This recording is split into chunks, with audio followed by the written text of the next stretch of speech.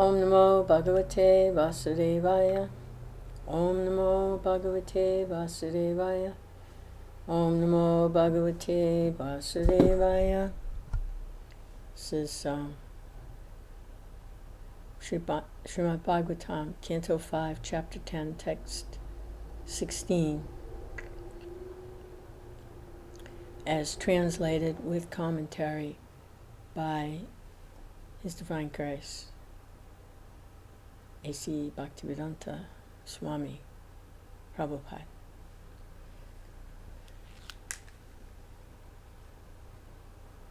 So,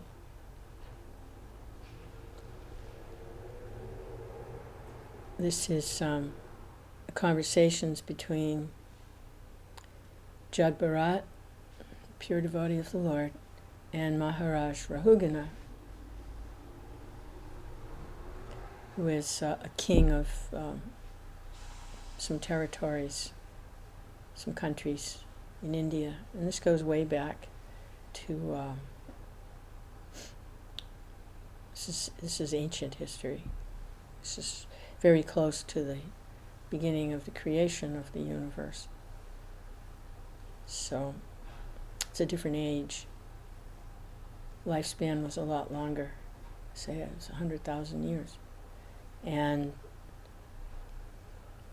the process for spiritual growth was meditation.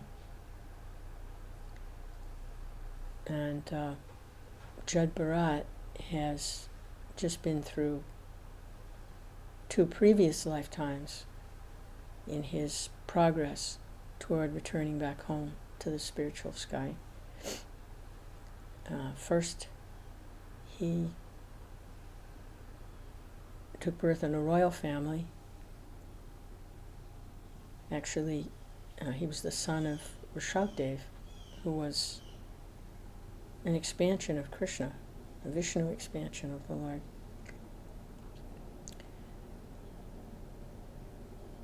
And was given responsibility for the management when Vyāsadeva retired from management. So the ruling of the kingdom and seeing to the welfare of the citizens was given over to Bharat Maharaj. That was his name, Bharat Maharaj. He was such an excellent leader that the welfare of the citizens was so well accounted for because of his devotion to the Lord, and seeing that everyone had what they needed to be able to progress in spiritual life, as well as had what they needed materially, that the entire planet was named after him, and the planet is still referred to as Bharatavarsa, and that comes from Maharaj Bharata, such a great soul.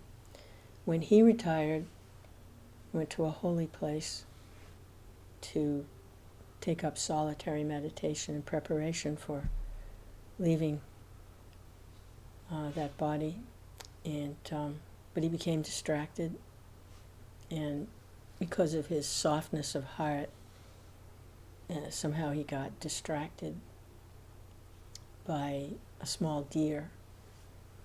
And unfortunately, at the time of death, even though he had progressed so far, he had to take one more birth. Because at the time of death, what everyone remembers when they quit the body, that state they attain without fail. So he unfortunately was thinking of the deer. He wasn't thinking of Krishna. He was worried about this little pet that he had been taking care of.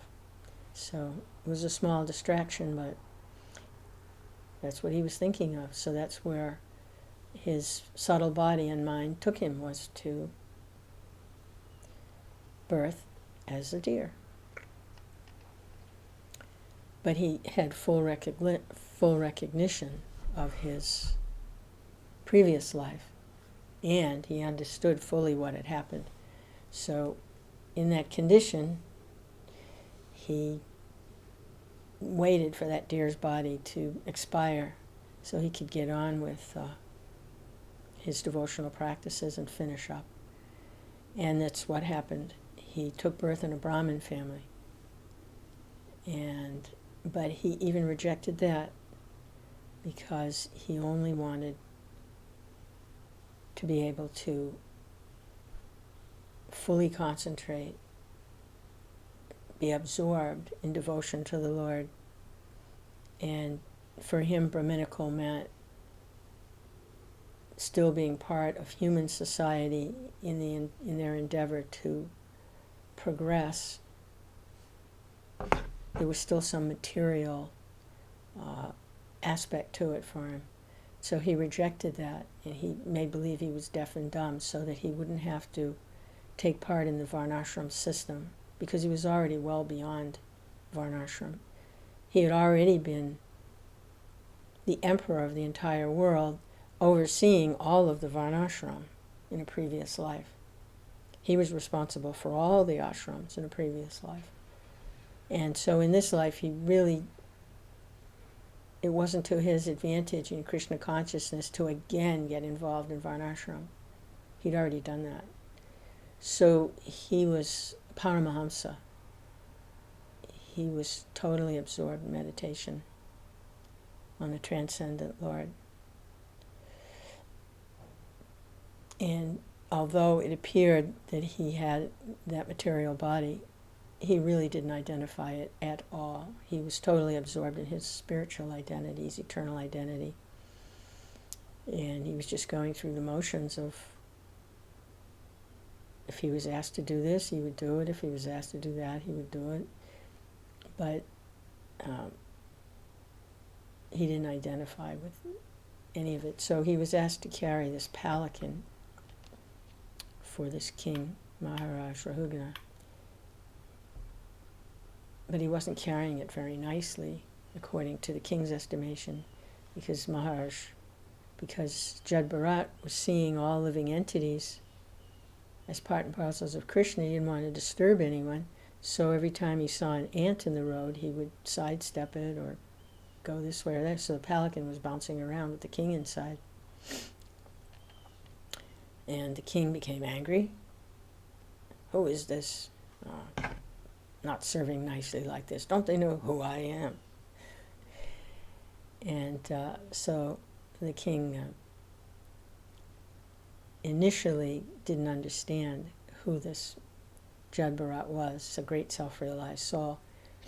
And he verbally abused him and attacked him and threatened him, and because the king had become angry.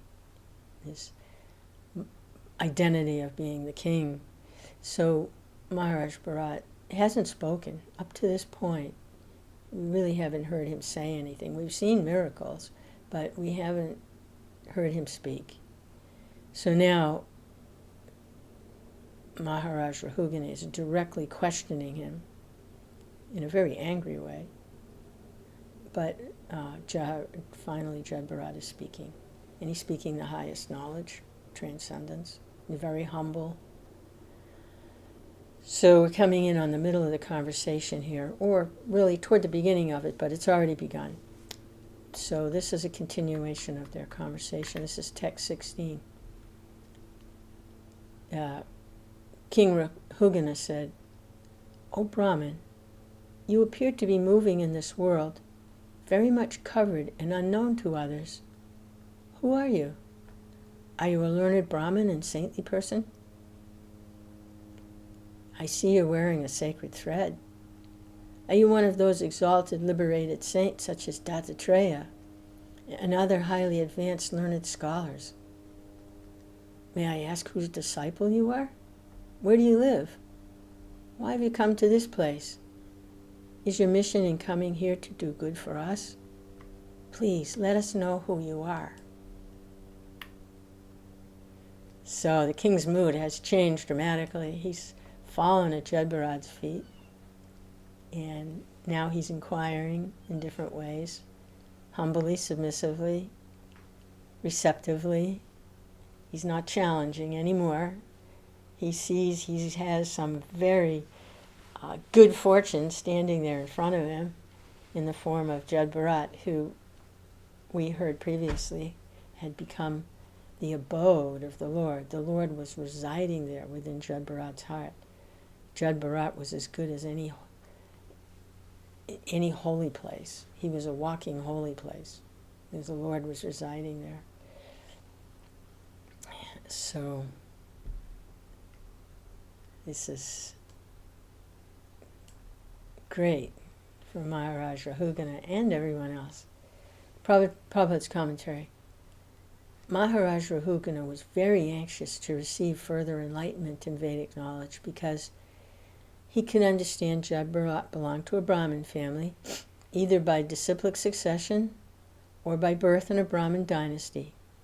As stated in the Vedas, tad vignanartam sagunam eva bigachat, samit pani strotiyam brahmanishtam. To understand these things properly, one must humbly approach, with firewood in hand, a spiritual master who is learned in the Vedas and firmly devoted to the absolute truth.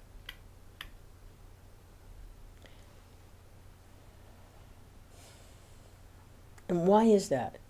Why does one have to approach a spiritual master? And who is a spiritual master? Well, it's for that reason, that the Lord makes such a devotee his residence. The Lord is residing within the pure devotee.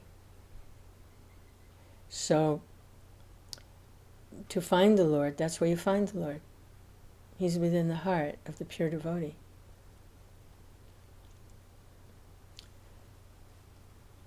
He's also within the heart of every living being.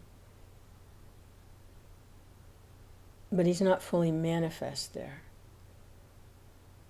because he's looking for devotion. So because the pure devotee is fully developed in his devotion to the Lord, then the Lord is fully manifest there in his personal form.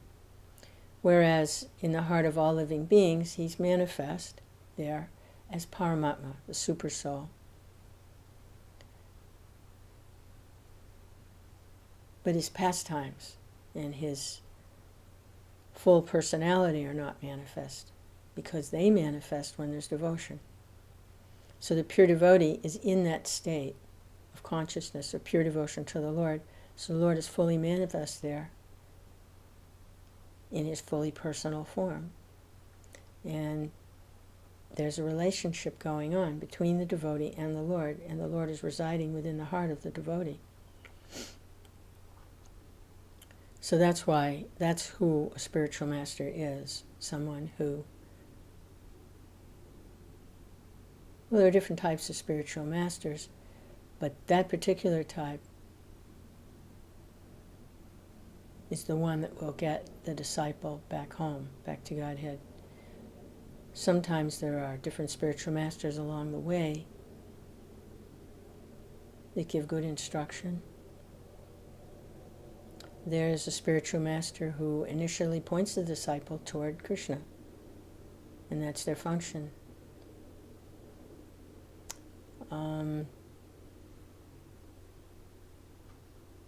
So they're really all the same.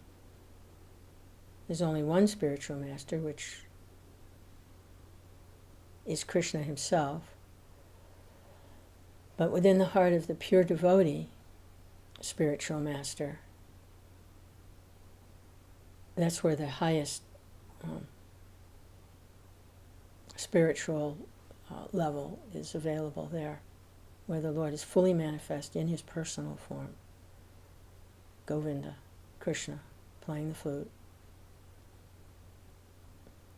in his Vrindavan abode is there, in the heart of the pure devotee. So, Rahugana was accepting Jad Bharat as a guru, but a guru must prove his position not only by wearing a sacred thread, but by advancing knowledge in spiritual life. It is also significant that Rahugana asked Jad Bharat which family he belonged to. There are two types of families, one according to dynasty and the other according to disciplic succession. In either way, one can be enlightened. The word sukla refers to a person in the mode of goodness. If one wants to receive spiritual knowledge, he must approach a bona fide Brahmin guru, either in the disciplic succession or in a family of learned Brahmins.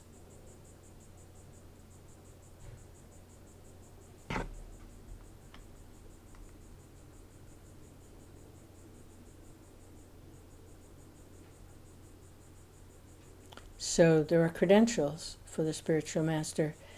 He's coming in a line either through a family of elevated learned Brahmins, or he's coming through a line of disciplic succession.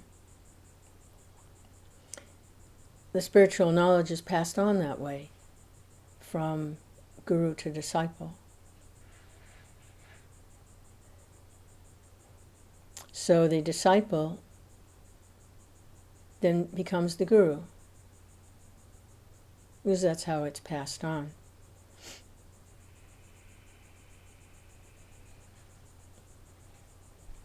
That's the disciplic succession.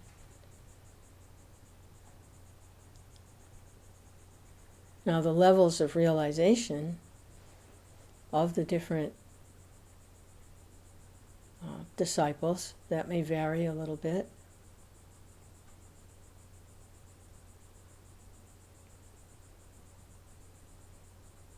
But by not changing anything,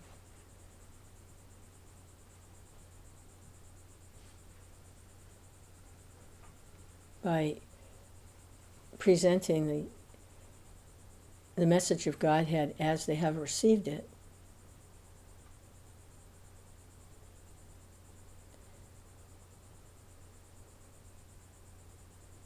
then that line of disciplic succession is preserved.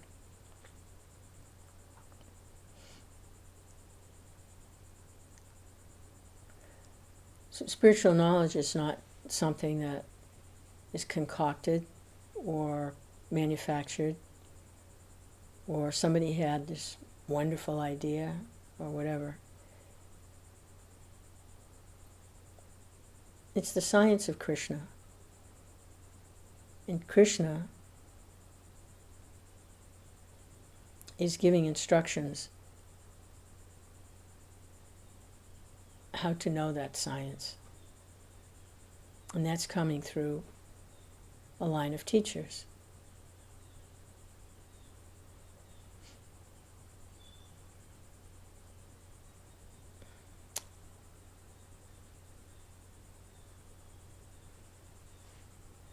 So we want to make a connection.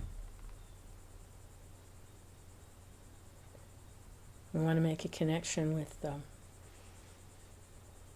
those pure devotees who are presenting nicely.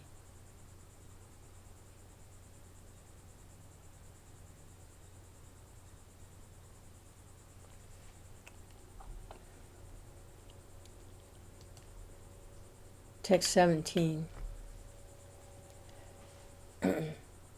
My dear sir, I'm not at all afraid of the thunderbolt of King Indra, nor am I afraid of the serpentine piercing trident of Lord Shiva. I do not care about the punishment of Yamaraj, superintendent of death, nor am I afraid of fire, scorching sun, moon, wind, nor the weapon of Kuvera. Yet I am afraid of offending a Brahmin, very much afraid of this. So we can see this was a very qualified king, Maharaj Rahugana, very powerful king. There's no fear of Indra, afraid of Lord Shiva, not afraid of Yamaraj, not afraid of fire, the scorching sun, the moon, the wind. But I am afraid of offending a Brahmin, very much afraid of this. So it's a very intelligent person here. There's nothing in the material realm that he's afraid of. He's a great conqueror. He's a king. He's powerful, chivalrous, bold, daring, first in line in battle. Those were the real kings. They were on the front line in battle. So this person is really, he's pretty overwhelming, fearless, bold. But he says, I am afraid of offending a Brahmin. Because that's not material. Now you're talking spiritual. The Brahmin is very, very dear to the Lord. So, and they are the instructors for the ruling class. They are the natural teachers, according to Varnashram, for the Kshatriyas. So he would be offending his teacher, which is probably another aspect of Arjuna's dilemma when he was faced with engaging in the battle at Kurukshetra, is his teachers were on the battlefield. So to attack these superiors, he says there are superiors. He's talking to Krishna. These are our superiors. I can't attack a superior, even if they speak to me harshly. I can't counteract. I just have to tolerate because they're my superiors. And you're asking me to engage in a battle and be in a position where I might have to attack them and kill them? So this was another consideration for Arjuna also. But here we can see that that is the natural condition for the Kshatriya, is to consider the Brahmin their superior. So Maharaj Rahugana is expressing that. Commentary by Prabhupada. When Sri Chaitanya Mahaprabhu was instructing Rupa Goswami at Dasvamedha Ghat in Prayag, he pointed out very clearly the seriousness of offending a Vaishnava. He compared the Vaishnava aparad to hatimati, a mad elephant. When a mad elephant enters a garden, it spoils all the fruits and flowers. Similarly, if one offends a Vaishnava, he spoils all his spiritual assets. Offending a Brahmin is very dangerous, and this was known to Maharaj Rahugana. He therefore frankly admitted his fault. There are many dangerous things: thunderbolts, fire, Yamaraj punishment, punishment of Lord Shiva's trident, and so forth. But none is considered as serious as offending a Brahmin like Jad Bharat. Therefore Maharaj Rahugana immediately descended from his palanquin, fell flat before the lotus feet of the Brahmin Jad Bharat just to be excused.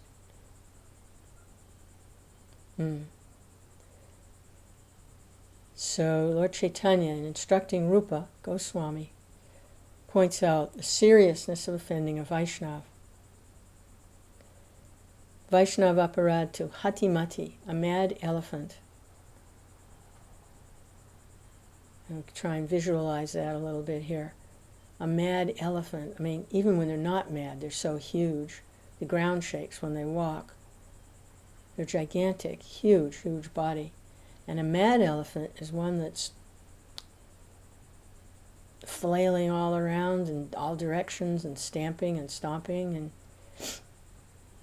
And if such a creature enters a garden, whatever fruits and flowers are blooming there, they're going to be devastated, going to be ground into mud from all of this.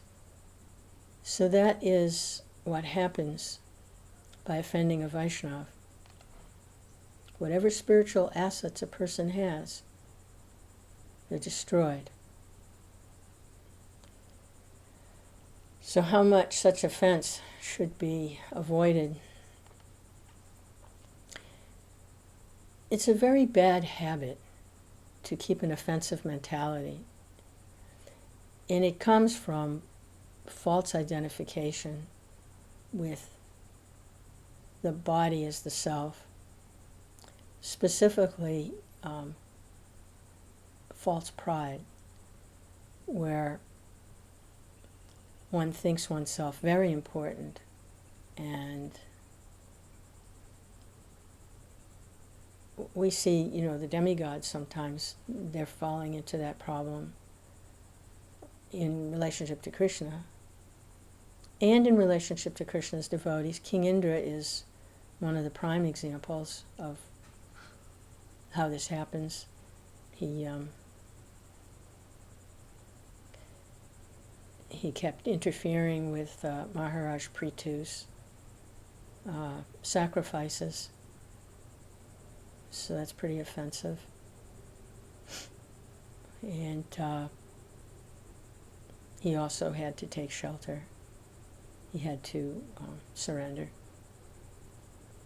And then there's Durvasa Muni, who was very puffed up with his yogic achievements, his mystic powers, and he offended Maharaj Ambarish, and then he became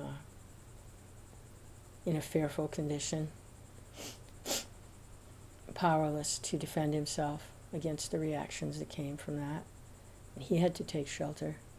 He had to return to that Vaishnava that he offended and beg forgiveness. And the Vaishnava themselves actually don't accept the offense. They didn't feel offended, but it doesn't really disturb them because they're fixed in their relationship with Krishna. But what happens is Krishna is displeased with the offender. Krishna doesn't like that, and there's some repercussions that come from Krishna. So here we see Maharaj Rahugan is well aware of the dangers of offending a devotee of the Lord like that. And so he's begging at Jad Bharat's feet for forgiveness and enlightenment. Take instruction. Text 18. My dear sir, it appears that the influence of your great spiritual knowledge is hidden. Factually, you are bereft of all material association and fully absorbed in thought of the Supreme. Consequently, you're unlimitedly advanced in spiritual knowledge. Please tell me why you are wandering around like a dullard. Oh, great saintly person, you've spoken words approved by yogic process, but it's not possible for us to understand what you've said. Therefore, kindly explain it.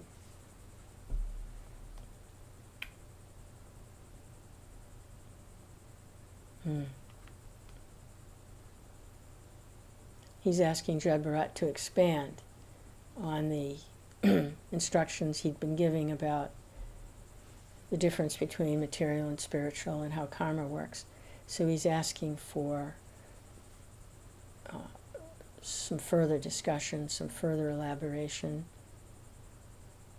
make it more clear for someone who's not totally 100% focused on the Supreme, who's not on a particularly advanced spiritual level, but who respects the goal of life and is eager to make advancement when they meet someone like Jad Bharat.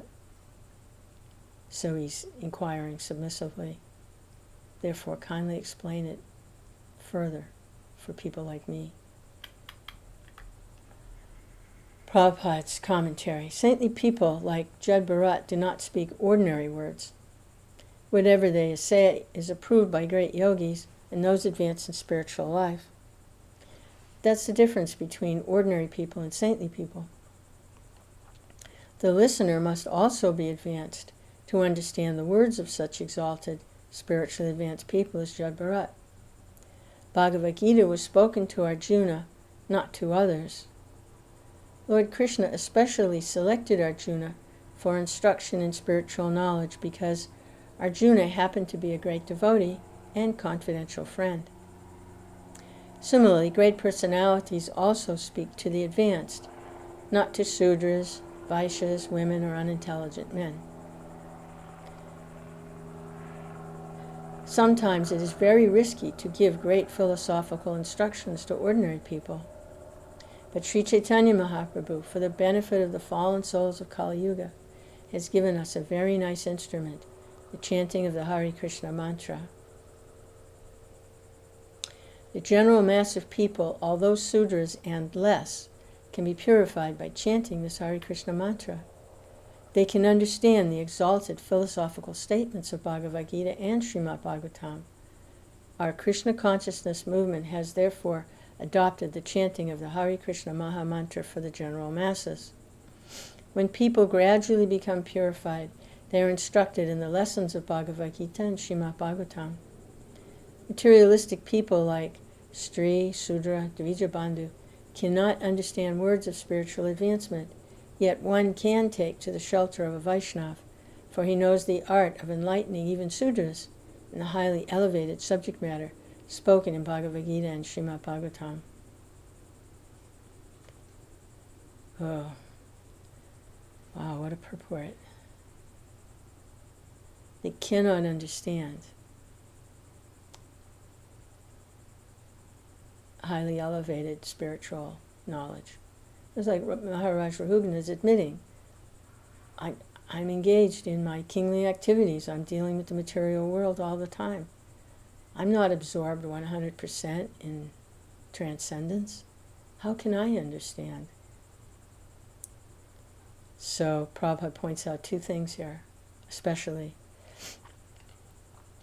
is that the Vaishnava knows the art of engaging people who are materially entangled. And Lord Chaitanya has given the tool, the actual, the method for doing that is propagating the chanting of the holy name, Hare Krishna Maha Mantra. And by this chanting, then people will be able to gradually begin to appreciate the philosophy and the teachings of the Bhagavad Gita and Srimad Bhagavatam. So first is the chanting.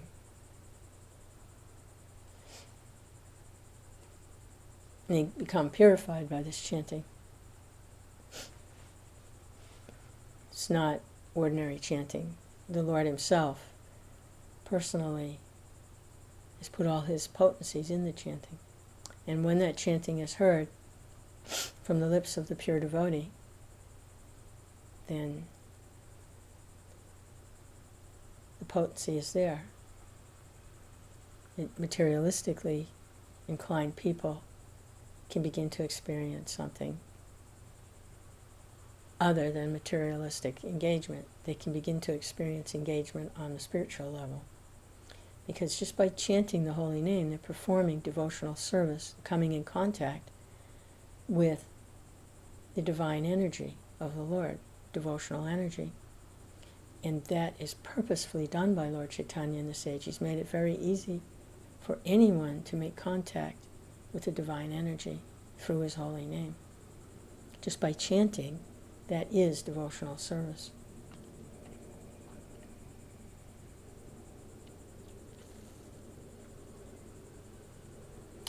So such a spiritual master knows the art of enlightening such people.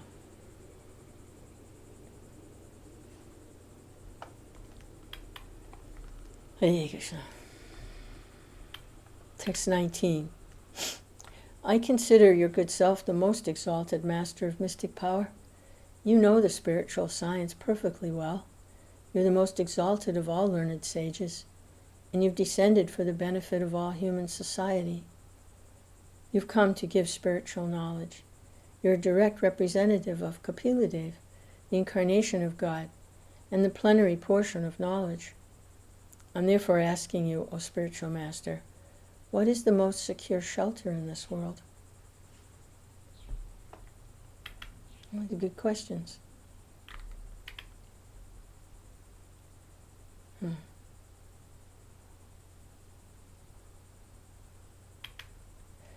As Krishna confirms in Bhagavad Gita, Yoginam api savisham madgetanetaratmana Shraddhavan bhajate yomam sameyo tatamo mata. Of all yogis, he who abides in me with great faith, worshipping me in transcendental loving service, is most intimately united with me in yoga and is the highest of all.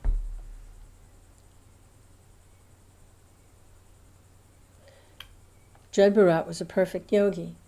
He was formerly the Emperor Bharat Maharaj, and he was now the most exalted personality among learned sages and master of all mystic powers. Although Jad Bharat was an ordinary living entity, he had inherited all the knowledge given by the Supreme Personality of Godhead, Kapila. He could therefore be taken directly as the Supreme Personality of Godhead. As confirmed by Srila Vishwanath Chakravarti Thakur in his stanzas to the Spiritual Master, Sakshad Darit Mena Samasta Shastra, an exalted personality like Jad Bharat is as good as the Supreme Personality of Godhead because he fully represents the Lord by giving knowledge to others. Yeah, one should accept the Spiritual Master to be as good as God. And this is why, he says here, because he fully represents the Lord by giving knowledge to others. Well, what kind of knowledge? Devotional knowledge, realized knowledge, spiritual knowledge, knowledge about Krishna, knowledge of the difference between spirit and matter, which is real knowledge. That Krishna is the Supreme Personality of Godhead, that's real knowledge. Jad Bharat is herein accepted as the direct representative of the Supreme Personality of Godhead because he was imparting knowledge on behalf of the Supreme Lord. Therefore, Maharaj Rahugana concluded it was appropriate to ask him about Atma Tattva, the spiritual science. Tad Vijnanatam Sagunameva Bigachat Samit Pani Stotiyam Brahmanishtam. To understand these things properly, one must humbly approach, with firewood in hand, a spiritual master who has learned in the Vedas and firmly devoted to the absolute truth. So this is a very important point here because a couple of verses back, Srila Prabhupada also quoted this same Mandaka Upanishad, this very same verse. To understand these things properly, one must humbly approach, with firewood in hand, a spiritual master who is learned in the Vedas and firmly devoted to the absolute truth. This is a very important point. One must approach such a person.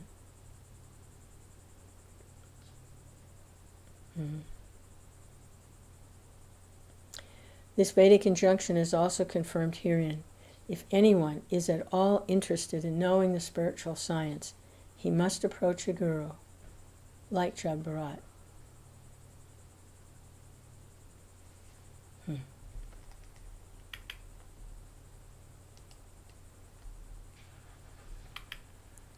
Text 20.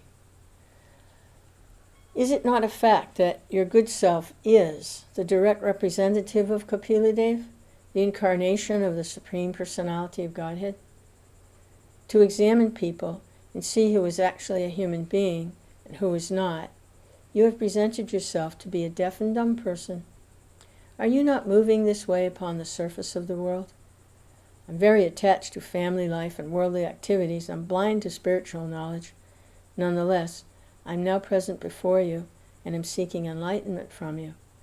How can I advance in spiritual life? Well, Maharaj Rahugana just advanced in spiritual life simply by approaching and recognizing this great soul, Jad Bharat. He's already advancing. So that's the first step. He's taken shelter of Jad Bharat. He's admitted, look, I'm materially attached like anything, but I see that you're actually transcendental. Please, can you give me some instruction that will help me? Please. How can I advance? How can I advance in spiritual life? So we're going to hear Jad Bharat's reply, because you have to remember, just a few lifetimes ago, Jad Bharat was Maharaj Bharat. He was emperor of the world. And so now he's in this position, is fully renounced. Whereas before he was in a similar position as Maharaj Rahugana. Although we don't hear that Maharaj Bharat was ever like completely materially attached or anything like that. We hear that he was always quite elevated spiritually, although he performed his kingly duties, and he was always performing these devotional sacrifices for purification and for elevation and for pleasing the Lord. They were devotional sacrifices. So it's not exactly like Maharaj Rahugana is presenting himself. I'm totally attached, I'm material, it's not exactly the same. But just a few lifetimes ago, Jad Bharat was Maharaj Bharat, so Prabhupada's commentary. Although Maharaj Rahugana was playing the part of a king, he had been informed by Jad Bharat that he was not a king, nor was Jad Bharat deaf and dumb. Such designations were simply coverings of the spirit soul. Now, that's interesting because there was a verse early on when Maharaj Rahugana was attacking Jad Bharat with deriding him with bad language. And one of the first things Jad Bharat spoke was, well, we're not these bodies, basically. We're not these bodies. This time you're the king and I'm the carrier. Next time I'm the king and you're the carrier. He'd just been through that sequence because not too long ago he was the king, which meant he did have carriers. So that's interesting. So now he is enlightened, Maharaj Rahugana. And Maharaj Rahugana is accepting this scenario that, yeah, I'm playing the part of a king, and you're playing the part, but you're only playing, I'm playing the part of a king, and you're playing the part of a deaf and dumb person. And so he's accepted that. Yeah, that is the case. Such designations were simply coverings of the spirit soul. Everyone must come to this knowledge, as confirmed in Bhagavad Gita, dehinosmin yata dehi. Everyone is encased within the body. Since the body is never identical with the soul, the bodily activities are simply illusory. In the association of such a sadhu as Jad Bharat, Maharaj Rahugana came to the awareness that his activities as a royal authority were simply illusory phenomena. He therefore agreed to receive knowledge from Jad Bharat, and that was the beginning of his perfection. Yeah, he just started. He's on his way because he accepted the foundation of it. We're not these bodies. He accepted that. Can't go anywhere without accepting that. The spiritual equality of all living beings, regardless of what type of body they may be enacting their playing the role of. They're not that body. They're a spiritual entity. Or a jiva, part and parcel of Krishna. And it's simply the body, the outer covering, that appears to make these differences. It's not like it's all one. They're individuals, but of the same quality. Spiritual quality is the same. So Maharaj Rahugana has just begun simply by inquiring. Tug vidanartam saguram eva bigachat samit pani srotiyam brahmanishtam. So this is the third time Prabhupada has quoted this verse. To understand these things properly, one must approach the firewood in hand, a spiritual master who is learned in the Vedas, firmly devoted to the absolute truth. This is the third time in just a few paragraphs Prabhupada has quoted this. How important is this? A person like Maharaj Rahugana, who is very inquisitive to know the value of life and spiritual science, must approach a personality like Jad Bharat. Tasmad gurum prapadyate jignasu shreya uttamam.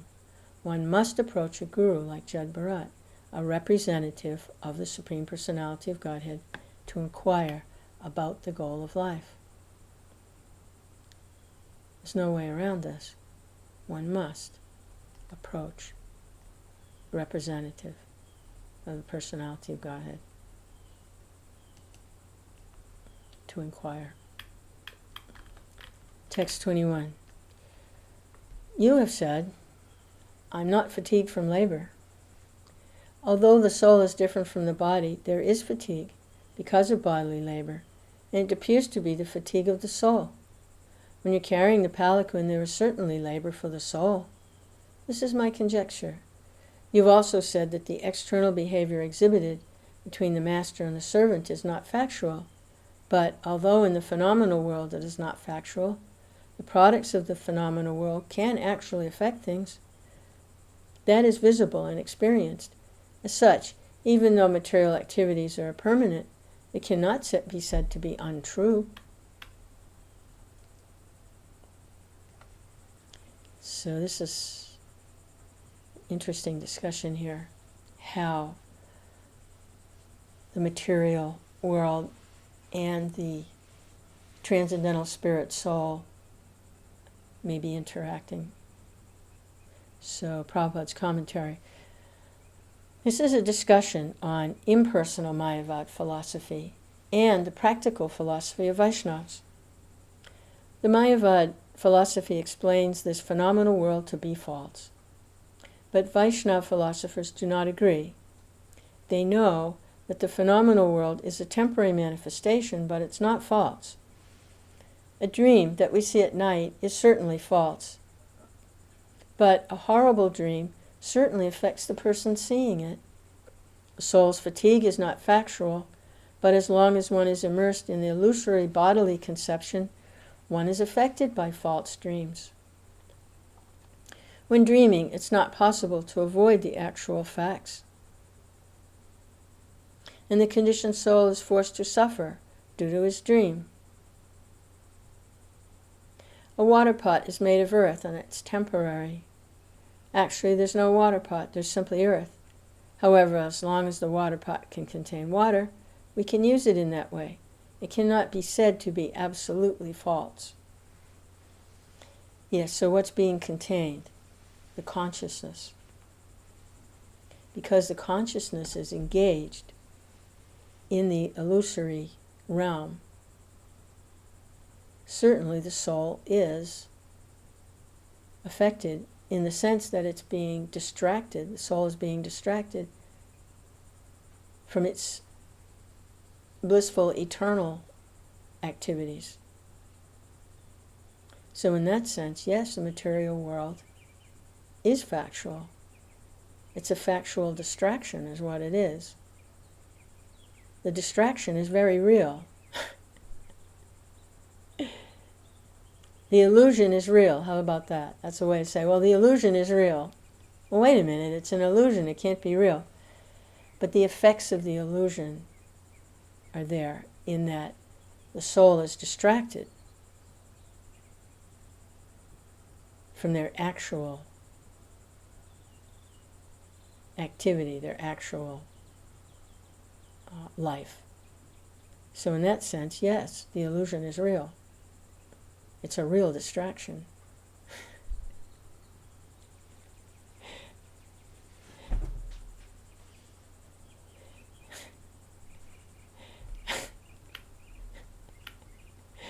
The distraction is real. It's a real distraction.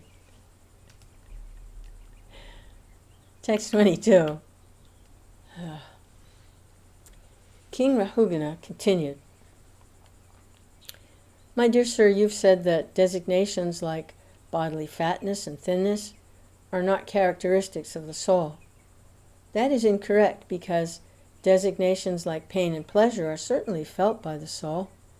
You may put a pot of milk and rice within fire, and the milk and rice will automatically heat one after the other. Similarly, due to bodily pains and pleasures, the senses, mind, and soul are affected. The soul cannot be completely detached from this conditioning. Prabhupada's commentary: this argument put forward by Maharaj Rahugana is correct from the practical point of view, but it arises from an attachment to bodily conception. It can be said that a person sitting in his car is certainly different from his car, but if there's damage to the car, the owner of the car, being overly attached to the car, feels pain. Actually, the damage done to the car has nothing to do with the car's proprietor, but because the proprietor has identified himself with the interest of the car, he feels pleasure and pain connected with it. This conditional state can be avoided if attachment is withdrawn from the car. Then the proprietor would not feel pleasure or pain if the car is damaged or whatever. Similarly, the soul has nothing to do with the body and the senses, but due to ignorance he identifies himself with the body, and he feels pleasure and pain due to bodily pleasure and pain.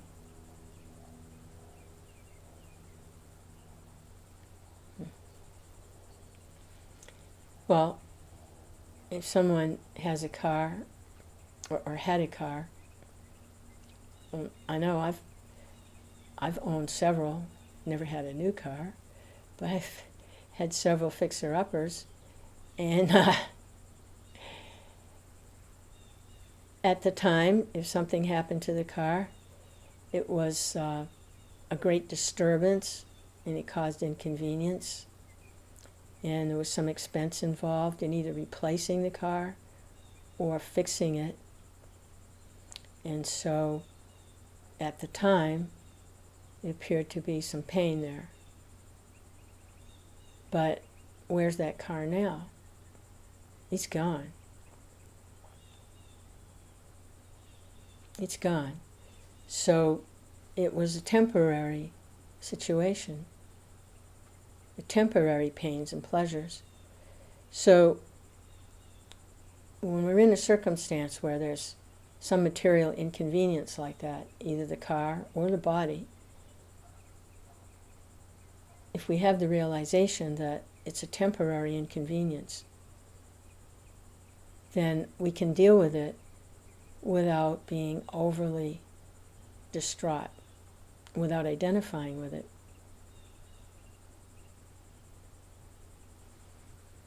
Sickness, car accident, financial problems, relationship problems based on the body. If we have that perspective, that realization that it's a temporary disturbance, it wasn't always like this and it won't always be like this. Just like that car that I had to deal with so many problems, well, that's gone now. It's like a distant memory. I can just sort of remember it if I try really hard. But at the time, when I was in the middle of it, it was like all enveloping. I have to deal with this, I have to deal with that. So the material energy is like that. So when we're in a situation where I've got to deal with this, I have to deal with that, we deal with it. We'll do you do the needful. You do what you have to do. But you have the realization of what is going on. It's a temporary inconvenience. And that's all. And in that sense, it really has nothing to do with the soul. The soul is eternal. So, in practicing devotional service,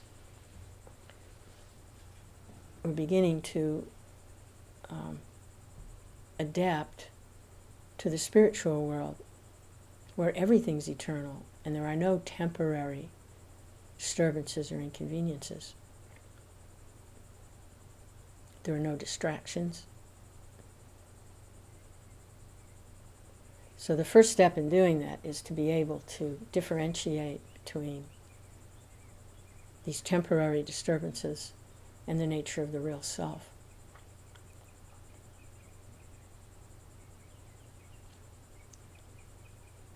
So, yeah, the disturbances are real in the sense that we have to deal with them and become preoccupied with them to one degree or another, while we're still inhabiting these material, in touch with material nature. So that should be actually great impetus for turning our attention toward the spiritual nature. No pain.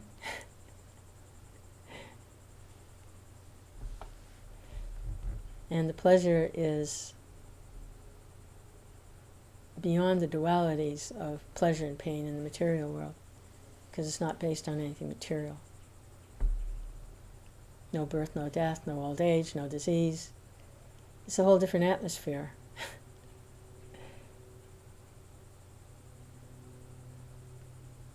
So some of the difficulties of spirit soul when they're encased in the material body and mind and identifying with it.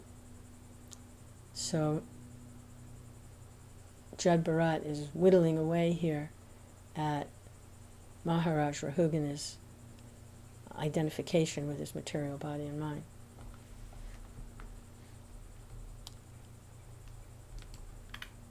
And Maharaj Rahugana is asking some really good questions. So here's some further questions by doubts and questions, inquiries by Maharaj Rahugana. My dear sir, you've said that the relationship between the king and the subject, or between the master and the servant, are not eternal.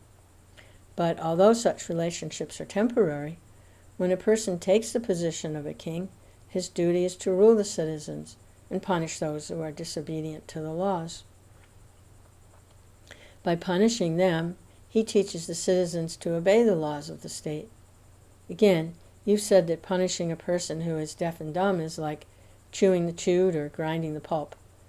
That is to say, there's no benefit in it. However, if one is engaged in his own occupational duty, as ordered by the Supreme Lord, his sinful activities are certainly diminished. Therefore, if one is engaged in his occupational duty by force, he benefits, because he can vanquish all his sinful activities in this way.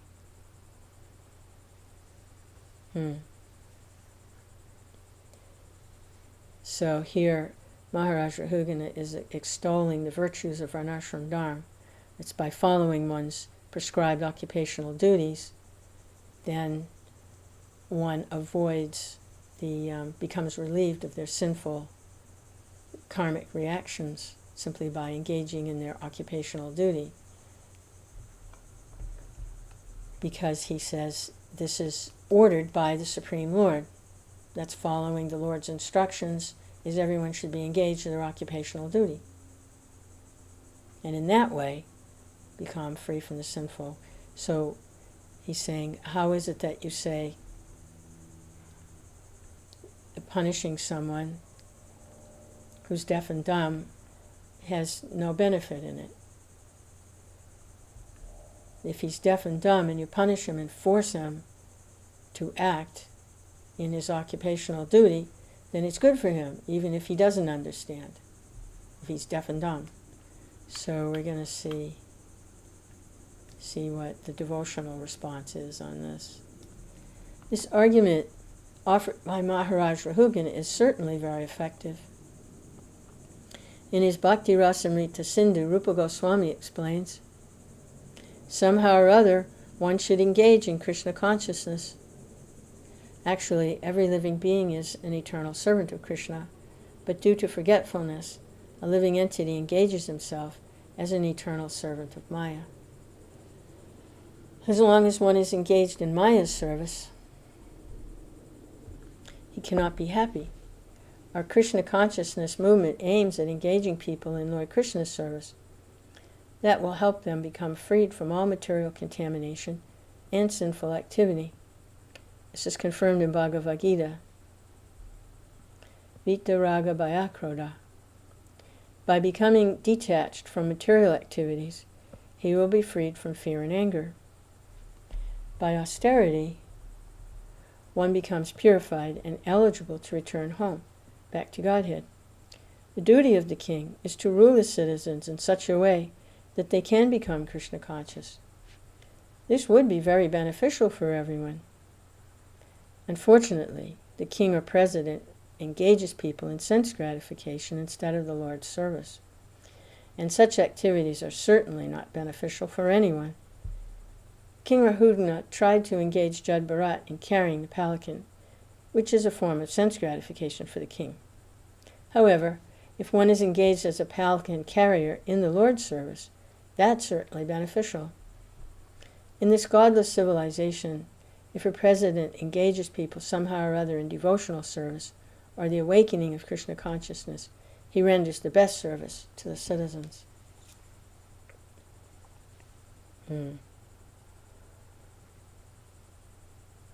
It's interesting.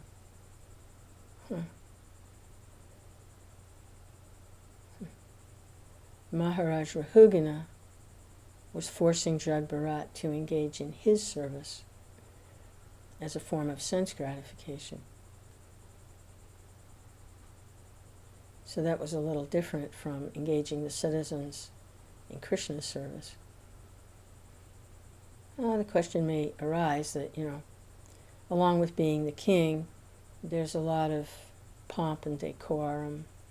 It just, the way we tend to think of a king. But maybe Raj Rishis are different. That they don't accept any personal sense gratification. And they rule like a father would rule his family. Doesn't ask anything of his citizens, that he should be worshipped independently of Krishna.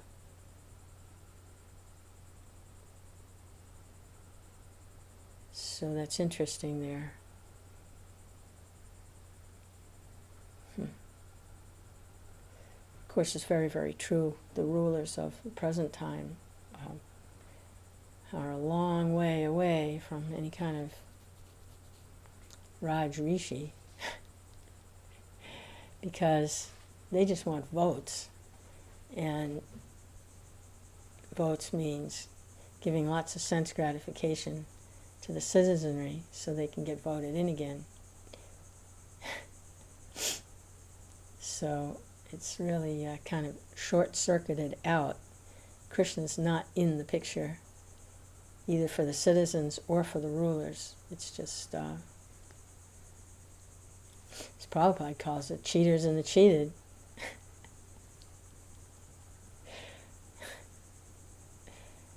So,